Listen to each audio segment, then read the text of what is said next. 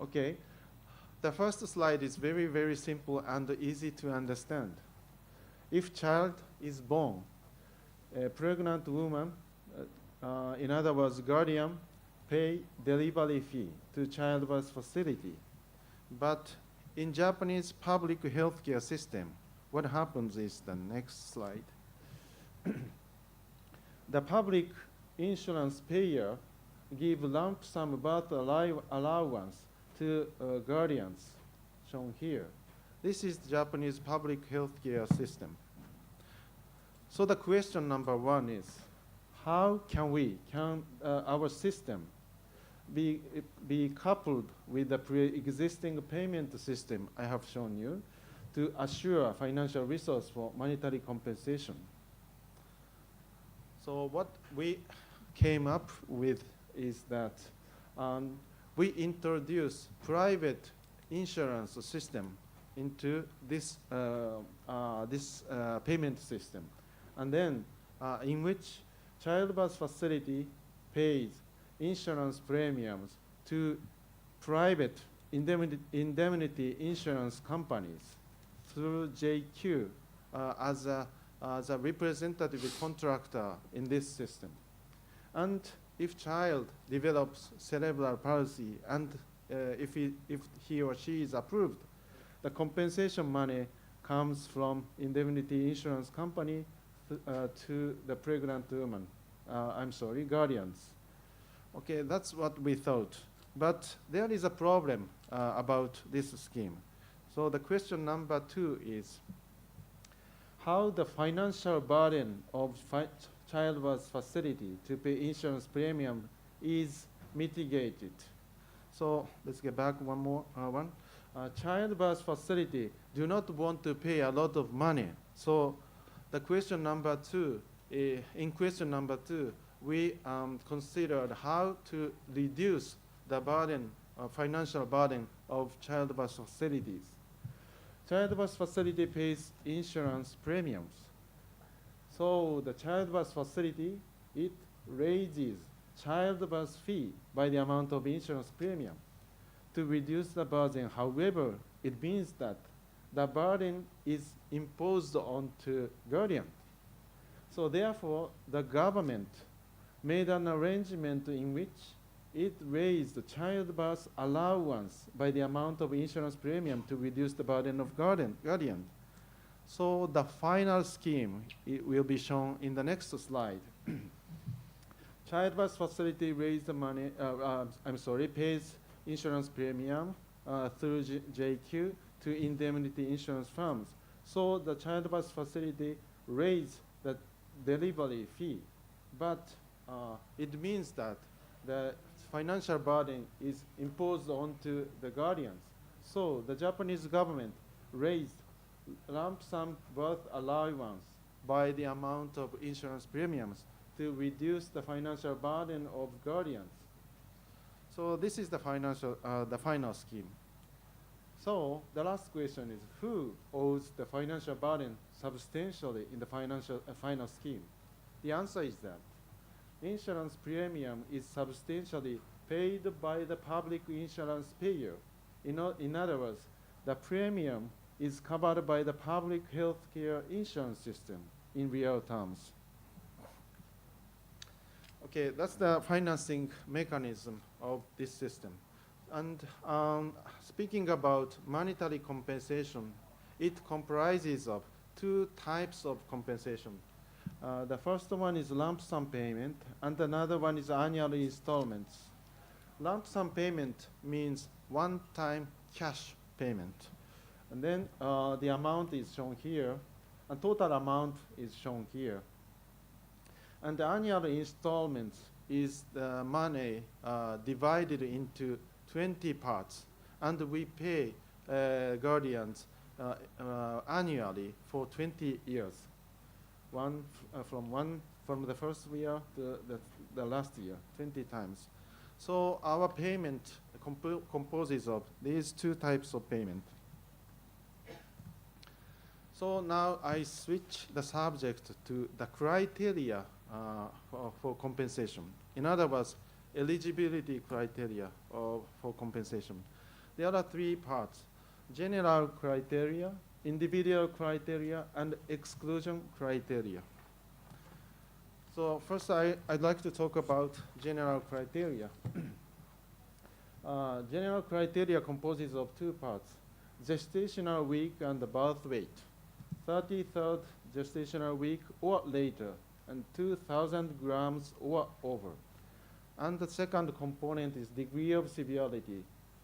The baby should be certified as first or second class of severity according to the Japanese social welfare system for the disabled. And speaking of individual criteria, patient delivered during 28 weeks or later to 32 gestational week may be approved based on a case-by-case review, a very intensive review, by individual criteria in close reference to the evidence of hypoxic event during delivery. And of course, it also has the degree of severity as a condition. And what is the criteria for case-by-case review? A case consistent with A and B or C, B and or C, is approved on case-by-case review, 20 weeks or later, and umbilical arterial blood pH stands at 7.1 or over, and or specific deceleration patterns on cardiotocography, CTG, which is fetal heart rate monitoring. And come to think of specific deceleration patterns on CTG, these patterns can be approved.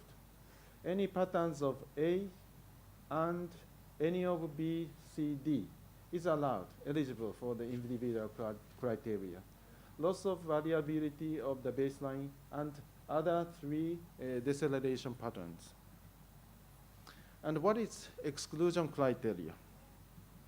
Cerebral palsy case clearly, obviously caused by factors defined by below exclusion criteria is not approved in our system. Because child is obviously caused by congenital causes such as bilateral broad cerebral malformation or chromosomal disorders, genetic disorders, etc., etc. And child is clearly caused by neonatal causes, such as infections, meningitis, after birth, etc., etc. So let's go over the population, eligibility population in schematic image. Let's say this is the population of cerebral palsy in green. Then there is a part of a population which is consistent with A and B, general criteria and severity criteria. But inside of the yellow one, we have a small number of populations which meets the exclusion standard, such as congenital cause which takes place after birth. So the eligible population is shown in yellow, and the other population in green are excluded. So let's take a look at the population by gestational week and birth weight. This is 30 week dotted line, and then 2,000 grams dotted line. So this place in pink corresponds to general criteria, 33 weeks or later, and 2,000 grams or over.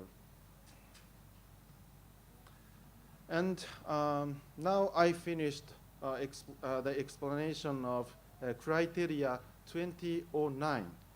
I would say this is old criteria because in 2015 the criteria was expanded.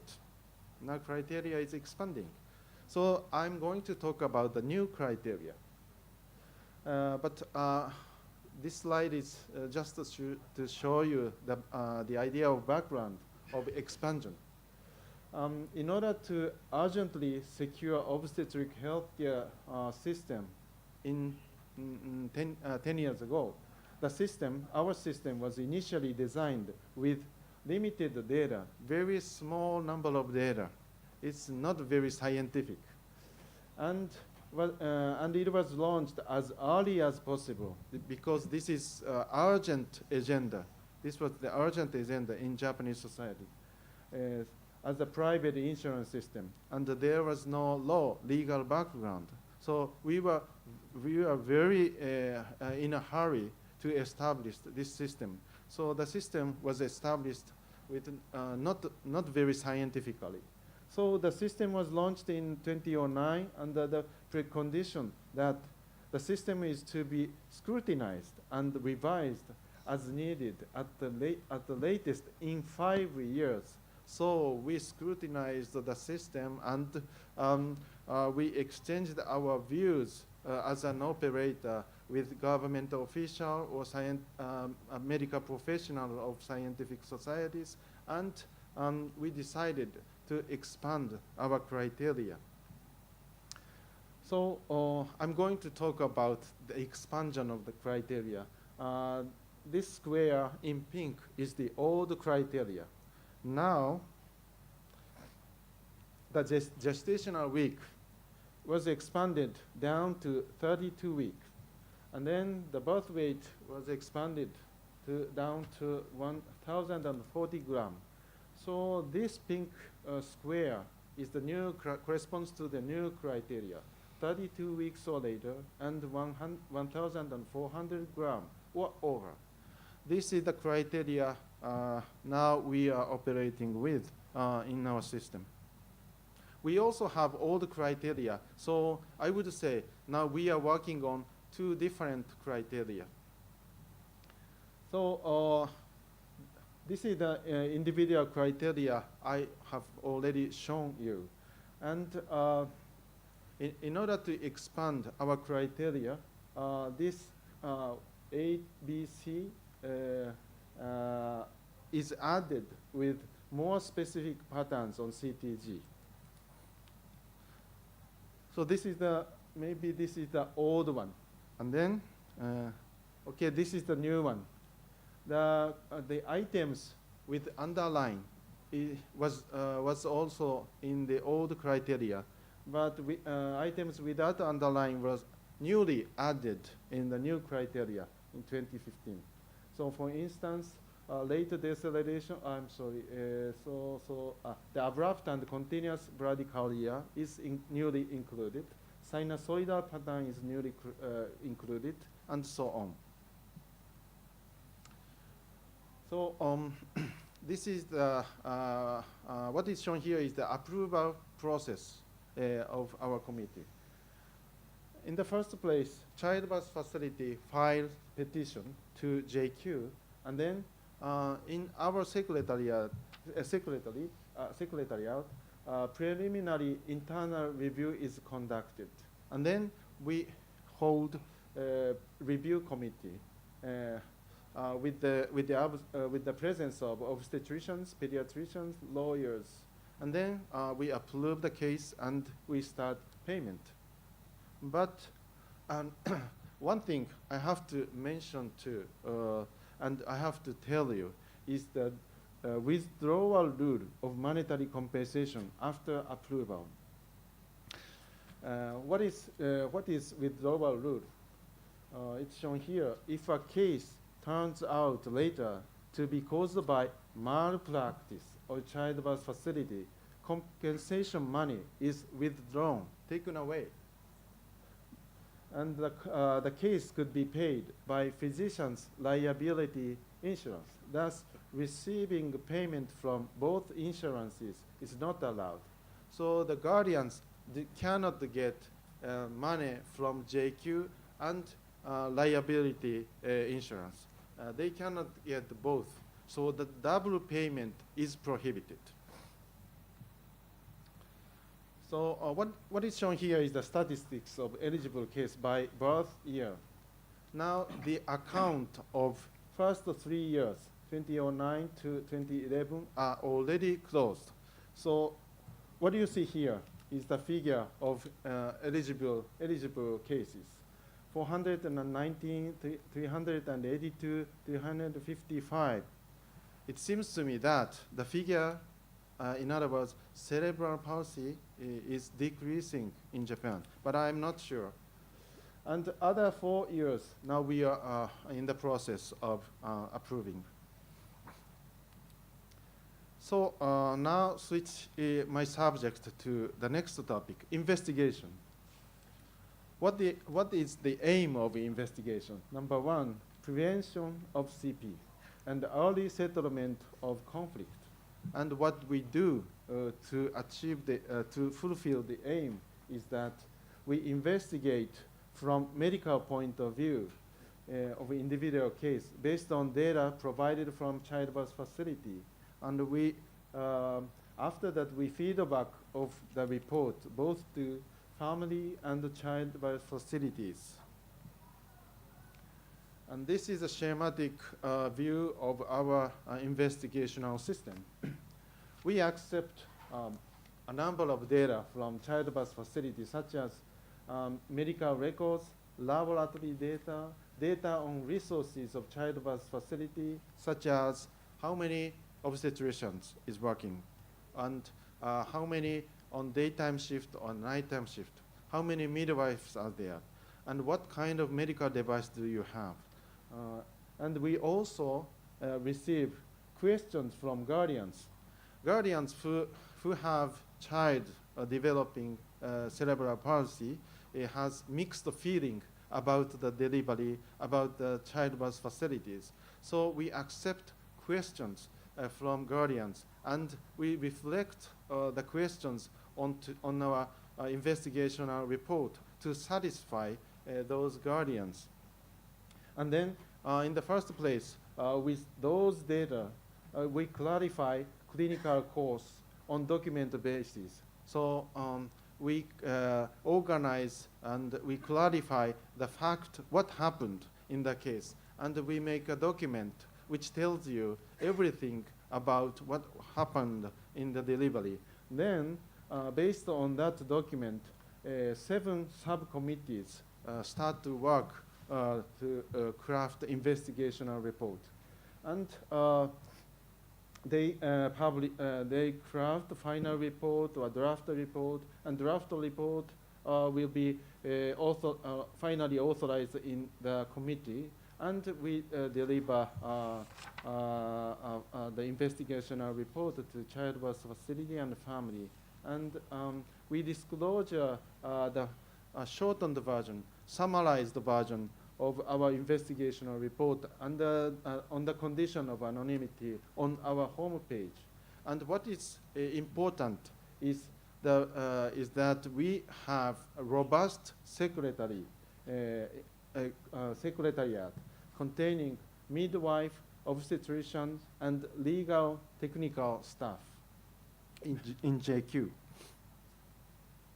So now we have approved 1,893 cases in our compensation system, and 1,233 cases were given investigational report.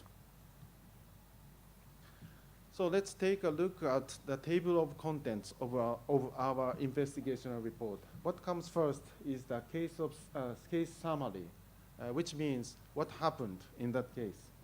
And it is followed by probable cause of cerebral palsy.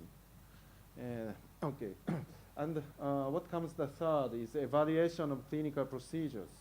And what comes last is suggestion and recommendation for improvement, and attach the document. So what is important is the idea of investigation.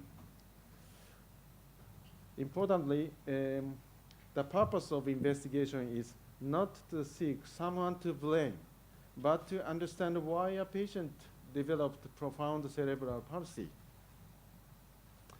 And for evaluation of clinical course, the case is investigated only in a given conditions at the point when an event happened from the viewpoint of what would be appropriate procedures. It is called the prospective viewpoint.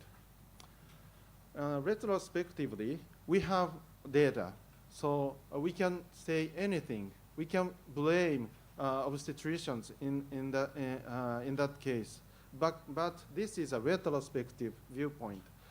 We should apply prospective viewpoint when we evaluate the clinical procedures.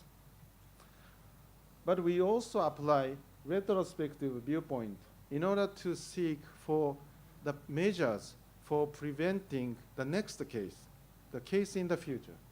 So the report points out problems or challenges that are investigated retrospectively with known facts if it is considered effective for prevention. So these are ideas of investigation. So, this is a very good idea to preserve unity, or in other words, to create standardized investigational report. This is a Japanese language. What it means is that these wordings corresponds to each level of clinical procedure. If clinical procedure is quite good, very good, we use this Japanese word. It means excellent, and this means common, and this one means out of standards. And if the procedure is very poor in quality, we apply this Japanese word. It means lower in quality. So we apply these words to preserve uniformity and also comparability between reports. Those words are exemplified in our manuals. So let's take a look at one sample of our investigation report. This is summarized version, and it's open to the public. So clinical management of pregnancy is commonly seen, and planning of admission and the procedure of labor induction is common. But, however, it was uncommon procedure that only change of maternal posture followed by observation was taken. Planning of maternal transfer is common. So commonly seen, common, and uncommon procedure, common. We make investigation report in that way. And all the summarized version of our investigation report is posted on our website. And full version reports with identifiers that